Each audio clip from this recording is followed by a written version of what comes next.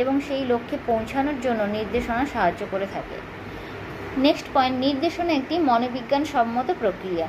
নির্দেশনার দ্বারা ব্যক্তির অন্তর্গত বিভিন্ন স্বাতন্ত্র্যগুলিকে সঠিকভাবে ফুটিয়ে তোলা যায় এবং নির্দেশনা ব্যক্তিকে তার স্বাতন্ত্র্যগুলিকে উপলব্ধি করতে সাহায্য করে থাকে।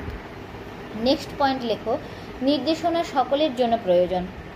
আগে কি হতো, নির্দেশনাকে প্রতিকারের উপায় হিসেবেই বিবেচনা করা হতো, অর্থাৎ মনে করা হতো যে সকল ব্যক্তিদের সমস্যা রয়েছে কেবল তাদেরই নির্দেশনার প্রয়োজন। বর্তমানে এই দৃষ্টিভঙ্গির সম্পূর্ণ পরিবর্তন ঘটেছে।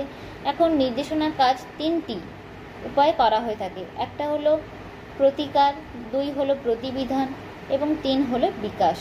যে শুধুমাত্র সমস্যা সংক্রান্তদের জন্যই নয়, ভবিষ্যতে যাতে সমস্যাক্রান্ত হতে না হয় এবং আক্রান্ত হলেও ব্যক্তি যাতে নিজের সমস্যার সঙ্গে লড়াই করতে সক্ষম হয়, সেইভাবেই ব্যক্তিকে গড়ে তোলার দায়িত্ব নির্দেশনাই গ্রহণ করে থাকে। নেক্সট পয়েন্ট লেখো, নির্দেশনা বস্তুনিষ্ঠ। নির্দেশনা ব্যক্তিকে তার শক্তিশালী এবং দুর্বল স্থানগুলি সম্পর্কে জানতে সাহায্য করে। এর ফলে ব্যক্তি একদিকে যেমন বস্তুনিষ্ঠভাবে তার ভবিষ্যৎ পরিকল্পনা করতে পারে, তেমনি তার চেষ্টা এবং অভ্যেসের দ্বারা অর্থাৎ অনুশীলনের দ্বারা তার দুর্বলতাগুলিকে অতিক্রম করতে পারে।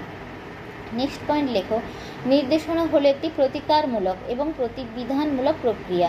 নির্দেশনা একই সাথে প্রতিকার এবং প্রতিবিধানমূলক কাজ করে থাকে। নির্দেশনার দ্বারা ব্যক্তি তার জীবনের বিভিন্ন সমস্যাগুলিকে সমাধান করতে পারে। আবার সঠিক নির্দেশনাই ব্যক্তির ভবিষ্যৎ জীবনে যাতে সমস্যা না আসে তার প্রতিকার করে থাকে।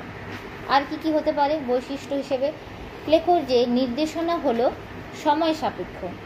তো কি পড়লাম, নির্দেশনা হলো সময় সাপেক্ষ। এখানে আমরা বলতে পারি যে নির্দেশনা একটি বিকাশমুখী প্রক্রিয়া। 1টি বা 2টি বৈঠক বা আলোচনায় নির্দেশনা শেষ হয় না, একটি দীর্ঘ সময় প্রয়োজন হয়। অর্থাৎ পরামর্শদাতা ও পরামর্শ গ্রহীতার মধ্যে যত বেশি আলোচনা হয় ততই উভয়কে ভালোভাবে বুঝতে পারে। নেক্সট পয়েন্ট লেখো, নির্দেশনা একটি বিশ্বস্ত প্রক্রিয়া। শিক্ষার্থীদের ক্ষমতা ও সামর্থ্যের উপর আস্থা রাখতে হবে। শিক্ষার্থী যে নিজেই নিজের সমস্যা সমাধান করতে পারে তার উপর আস্থাশীল হতে হবে। নেক্সট পয়েন্ট লেখো, যে নির্দেশনা একটি গণতান্ত্রিক প্রক্রিয়া। এখানে আমরা বলতে পারি যে ব্যক্তি নির্দেশনা গ্রহণ করবে কিনা তা সম্পূর্ণরূপে ব্যক্তির উপর নির্ভর করে থাকে। নেক্সট পয়েন্ট লেখো, নির্দেশনা একটি মিথস্ক্রিয়ামূলক প্রক্রিয়া। এখানে আমরা বলতে পারি যে নির্দেশনা হলো এক প্রকার ক্রিয়া প্রতিক্রিয়ামূলক প্রক্রিয়া।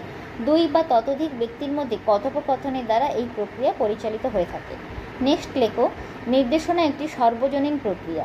যে কোনো ব্যক্তি অন্য যে কোনো ব্যক্তিকে নির্দেশনা প্রদান করতে পারে, তাই এটি হলো একটি সর্বজনীন প্রক্রিয়া। নেক্সট এবং লাস্ট পয়েন্ট লেখো, নির্দেশনা একটি একক ব্যক্তিগত বৈষম্যমূলক প্রক্রিয়া। নির্দেশনা ব্যক্তি বৈষম্যের নীতি অনুসরণ করে পরিচালিত হয়ে থাকে। তো এইগুলো হলো নির্দেশনার উদ্দেশ্য। এবার তোমরা যদি আরও কিছু অ্যাড করতে চাও তো লিখে আমাকে দেখাবে।